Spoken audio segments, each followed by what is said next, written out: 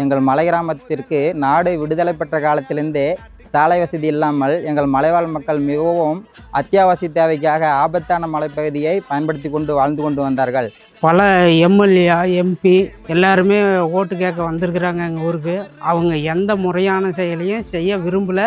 நாங்களும் பல முறையாக கண்ணில் வேடிக்கையாக தான் பார்த்தோம். உடம்பு சரியில்லை அப்படி ரொம்ப தொட்டல் கட்டி தூக்கிட்டு போற நிலைமை தான் இருந்தது. ஆனா இப்ப அப்படி கிடையாது. ரோடு வந்ததுக்கு அப்புறம் மக்கள் எல்லாத்துக்கும் ரொம்ப வசதி வாய்ப்போட இருக்கு.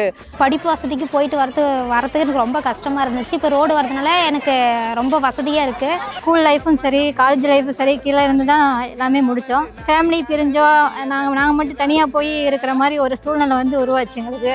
இப்போ சாலை வசதி இருக்கிறதுனால எங்களுக்கு அந்த பிரச்சனை இல்லை. எங்கள் ஃபேமிலியோடு இருந்து நாங்கள் எங்களுக்கு தேவையானது எல்லாத்தையும் செஞ்சுக்கிறோம்.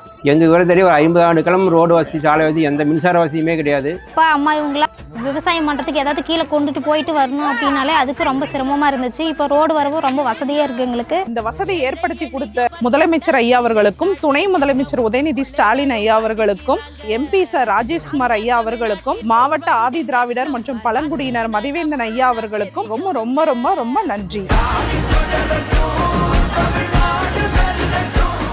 ராசிபுரம் வளர்ச்சியின் நாயகன் டாக்டர் மதிவேந்தன் அவர்களுக்கு உதயசூரியன் சின்னத்தில் வாக்களிப்பீர்.